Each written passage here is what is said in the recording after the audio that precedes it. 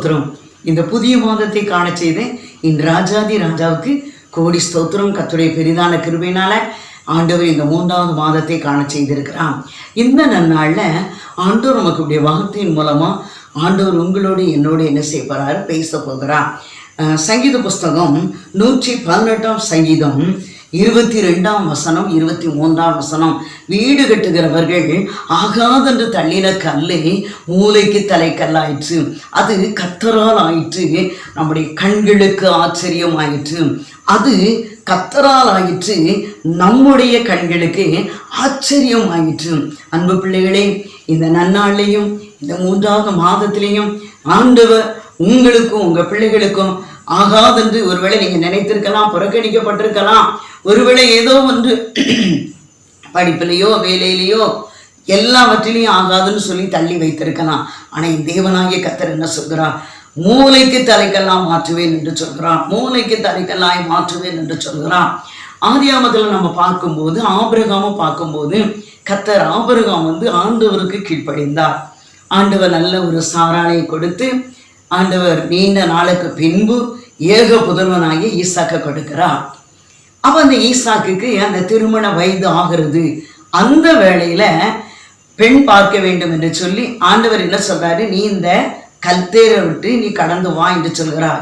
அவன் சொல்லும் போது அப்ப ஆபிரகாம் நினைக்கிறாரு, இது பயங்கரமான இது ஒரு வர்த்திக்கப்படாத இடம், இந்த இடத்துல வேண்டாம் அப்படின்னு சொல்லி என் பிள்ளைக்கு வேற இடத்துல தான் என்ன செய்யணும், வரன் பார்க்கணும்னு சொல்லி அவர் மனசுக்குள்ள நினைக்கிறார். அப்படி நினைக்கும் போது ஆண்டவர் யாரை கொண்டு வருகிறார்? எலியேசரை கொண்டு வருகிறார். அவர் நினைத்து முடிக்கையும் எலியேசர் வருகிறார். எலியேசர் உடனே என்ன செய்யறாரு, பெண் பார்க்கிறதுக்கு பதாம் அராமுக்கு போகிறார். அங்க போனா அவர் கடந்து போகிறா, ஒட்டகங்களோடு கடந்து போகிறா.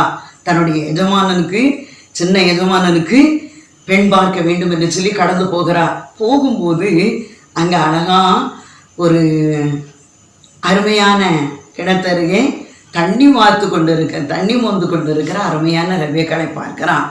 அந்த ரெபேக்காள் இந்த எலியேசரை பார்த்து எனக்கு தண்ணி வேணும்னு சொல்லி கேட்ட உடனே அந்த எலியேசருக்கும் கொடுக்கிறான். அவர் போன ஒட்டகத்துக்கும் தண்ணி வார்த்தாள். சாதாரணமான ஒரு ஒட்டகம் 3-4 குடங்கள் தண்ணி குடிக்குமா. அப்ப அந்த ஒட்டகத்துக்கு அவன் என்ன செய்யறான், ஆழத்துல துறவு, அந்த துறவுல இருந்து தண்ணியை வார்த்து என்ன செய்யறான், ஒட்டகங்கள் குடிப்பதற்கு என்ன செய்யறான், தண்ணியை வார்த்து கொடுக்கிறான். கொடுத்த உடனே அந்த எலியேசருக்கு என்னுடைய எஜமானனுக்கு ஏற்ற ஒரு மணவாட்டி இவர் தான் அப்படின்னு சொல்லி என்ன செய்யறாரு, திருப்தியை கடந்து வருகிறார். வந்த உடனே அந்த ரெபேக்காளை தான் ஈசாக்குக்கு ஆண்டவர் கொடுக்கிறார். அவர் என்ன செய்யறாரு, எனக்கும் தண்ணி வார்த்தாங்க, என்னுடைய ஒட்டகத்துக்கும் வார்த்தாங்க. இவங்க தான் ஒரு உண்மையான என்னுடைய எஜமானனுக்கு ஏற்ற ஒரு எஜமாட்டின்னு சொல்லி என்ன செஞ்சாரு, உறுதிப்படுத்தி கடந்து போனால். அதே போல அந்த எஜமானனுக்கு ஆண்டவர் ஈசாக்குக்கு ரெபேக்காளை கொடுத்து கர்த்தர் என்ன செய்தாரு, அவர்களை ஆசீர்வதித்தார். அன்பு பிள்ளைகளே, ஆண்டவர் இந்த மனமகிழ்ச்சி நாள்ல, இந்த புதிய மாதத்துல, இந்த நன்னாள்ல ஆண்டவர் ஒருவேளை நீண்ட நாட்களா வரன் தேடி கொண்டிருக்கீங்களா? எப்படி ஆபிரகாம் நினைச்சாரோ இப்படிப்பட்ட இடத்துக்கு வேண்டாம், இதை விட மேன்மையான இடம் என் பிள்ளைக்கு வேணும்னு அவர் இருதயத்துல தான் நினைச்சார். அந்த இருதயத்தின் வாஞ்சைய ஆண்டவர் எலியேசர் மூலமா அப்படி நிறைவேற்றி கொடுத்தார். இதே போல நீங்க வாஞ்சித்து கொண்டு இருக்கலாம், என் பிள்ளைக்கு ஒரு ஏற்ற வரன் வேணுமே, இதை நான் எந்த இடத்துல போய் பார்க்க, எனக்கு யார் இருக்கான்னு சொல்லி நீங்க கலங்கி கொண்டு இருக்கலாம். நீங்க நினைச்சு ஜெபிக்கும் போது கர்த்தர் தேவ தூதர்களை கொண்டு உங்க மகனுடைய காரியத்தை நிறைவேற்றுவார், உங்க மகளுடைய காரியத்தை நிறைவேற்றுவார், உங்க குடும்பத்துல பெரிய காரியங்களை செய்வான். வீடு கட்டுகிறவர்கள் ஆகாதென்று தள்ளின கல்லு மூளைக்கு தலைக்கல்லாயிற்று, அது கர்த்தரால் ஆயிற்று, நம்முடைய கண்களுக்கு ஆச்சரியமாயிற்று.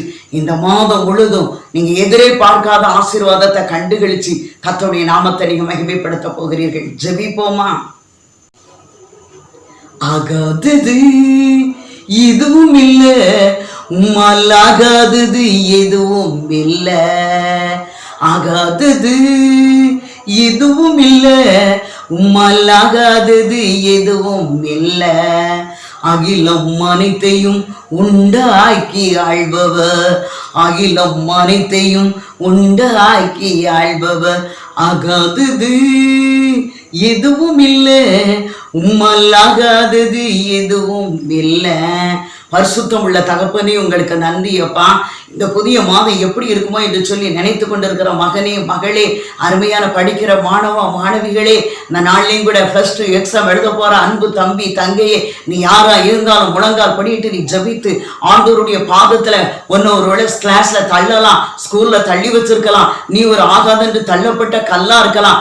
நீ முழங்கால் படிட்டு ஜபிக்கும் போது கர்த்தர் ஸ்கூல்ல ஃபர்ஸ்ட் மாணவி என்பதை காண பண்ணுவான். அதே போல ஸ்டேட் ஃபர்ஸ்ட் வாங்கி கர்த்தருடைய நாமத்தை மகிமைப்படுத்த வைப்பா. அதே போல உன்னுடைய குடும்பத்துக்கு ஏற்ற மனவாட்டியை கொண்டு வந்து, ரெபேக்காளை கொண்டு வந்து உங்களை சந்தோஷப்படுத்துவா. உங்க குடும்பத்துக்கு ஏற்ற ஈசாக்கை கொண்டு வந்து சந்தோஷப்படுத்துவா. தொடர்ந்து பெரிய காரியங்களை செய்யுங்க. அடியெடுத்து வைக்கிற நாட்கள், வாரங்கள், நிமிடங்கள் ஒவ்வொன்று பிள்ளைகளுக்கு ஆசீர்வாதமா இருக்கட்டும். பிள்ளைகள் எதிர்பார்க்கிற சந்தோஷத்தை சுதந்திரிக்கட்டும். இந்த கிருபை நாட்களுக்குள்ள அதிகமா வேதத்தை வாசிக்க, ஜபிக்க, உடைய பாதத்துல காத்திருக்க பிள்ளைகளுக்கு கருவை கொடுப்பீராக. பிள்ளைகள் எந்த காரியத்தை எதிர்நோக்கி கொண்டு இருக்கிறார்களோ அந்த காரியத்தை நிறைவேற்றி கொடுப்பீராக. இயேசுவின் நாமத்தில் ஜெபிக்கிறோம் ஜீவனுள்ள நல்ல பிதாவே, ஆமென். ஹல்லேலூயா. ஸ்தோத்திரம்.